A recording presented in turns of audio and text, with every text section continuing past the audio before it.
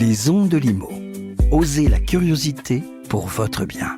Anne-Sandrine Di Girolamo.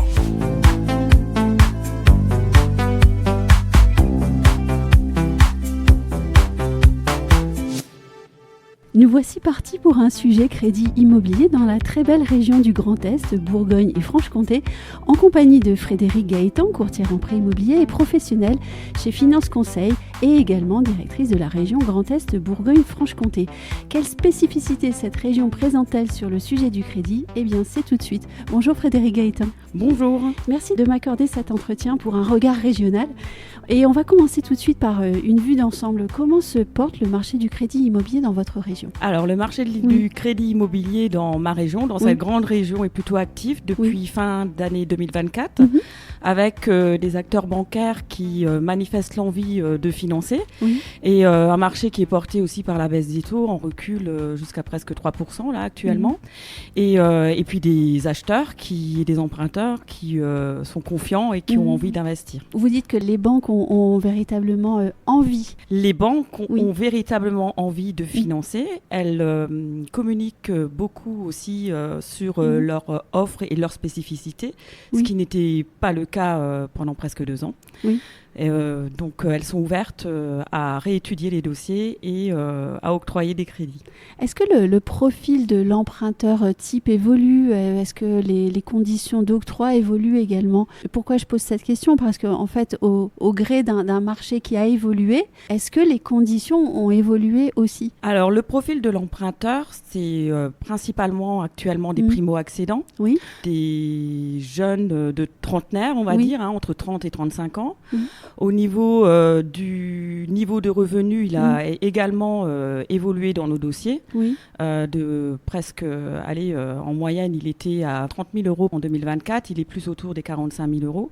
Qui fait aussi, ce qui a un impact sur le montant du prêt. Et du coup, là aussi, il y a un montant de crédit moyen de plus de 50 000 euros par dossier.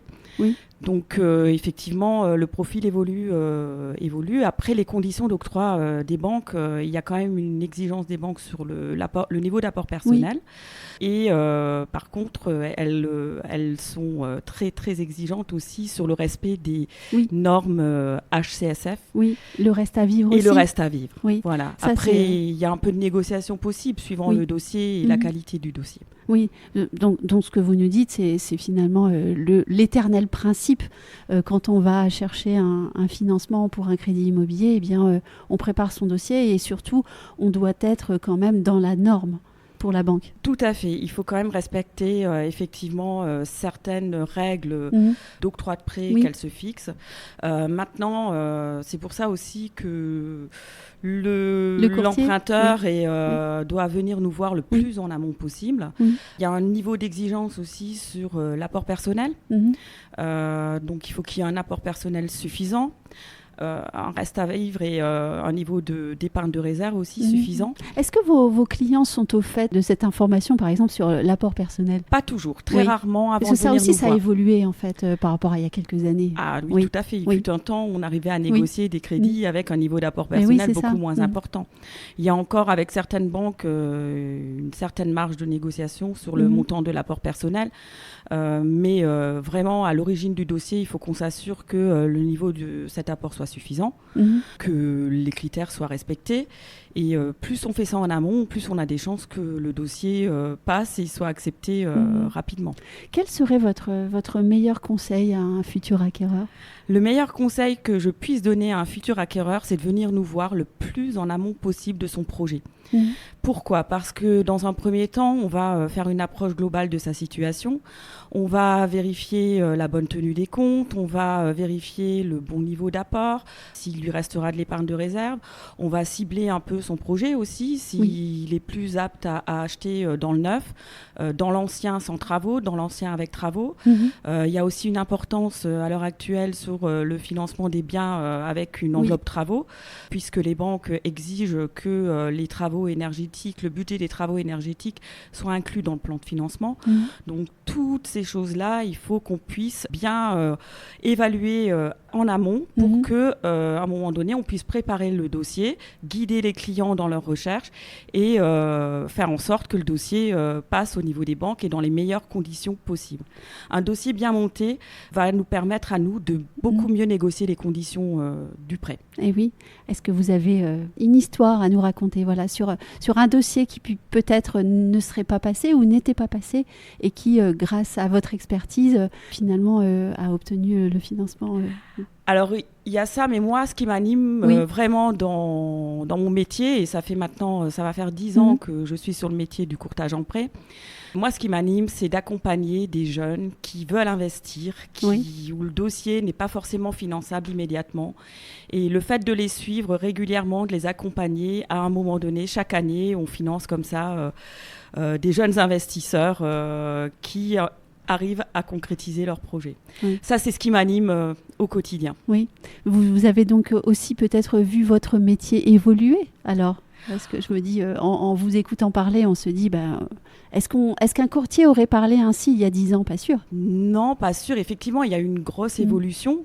Déjà, dans notre métier, par rapport à la professionnalisation du métier, il y a un impact important de tout l'aspect juridique. Oui. Donc ça, et puis ce qui renforce aussi notre crédibilité au niveau des partenaires bancaires. Oui. Donc il y a déjà cet aspect-là. Après, au niveau du métier proprement dit du courtier, on a vécu en 10 ans des périodes différentes, avec une période des périodes très euphoriques où les dossiers arrivaient sans trop forcer. Et puis pendant 2 ans, on a eu une période beaucoup plus difficile, où là, notre valeur ajoutée au niveau par rapport à l'accompagnement de nos clients était importante, et on a dû batailler beaucoup plus pour faire passer les dossiers. Aujourd'hui, je crois qu'on arrive nouveau à une situation, pas comme avant la crise, mais à un niveau de financement plutôt dynamique. Oui. Maintenant, il y a quand même des choses qui manquent un peu dans nos métiers. C'est toute la part des investissements neufs, il y en a très peu, notamment nous dans notre région, dans le Grand Est. Oui. Donc ça, on n'a plus forcément d'investisseurs comme il fut un temps où les gens investissaient pour leur retraite sur du locatif. Oui. Ça, on a beaucoup moins de dossiers de ce type. Et du coup, ça a un impact aussi sur le marché immobilier, sur le secteur, avec une tension sur le logement et sur les biens locatifs. L'évolution du métier... il y a une évolution, je pense qu'on a vraiment une part importante maintenant dans la concrétisation du dossier et du projet de nos clients. Et on fait partie intégrante de la démarche. Donc voilà, donc c'est plaisant, ça évoluera encore. Merci beaucoup Frédérique Gaëtan de cet entretien. Et je me permets aussi d'indiquer à ceux qui nous écoutent qu'une série entière est disponible sur ce sujet du crédit immobilier pour l'ensemble du territoire français. Une série qui a été enregistrée en partenariat avec Finance Conseil. Alors rendez-vous sur le site ou bien sur les plateformes d'écoute et on se retrouve bien sûr pour un nouvel épisode très vite. Retrouvez les Ondes de Limo sur ondedelimo.com, les réseaux sociaux et la newsletter.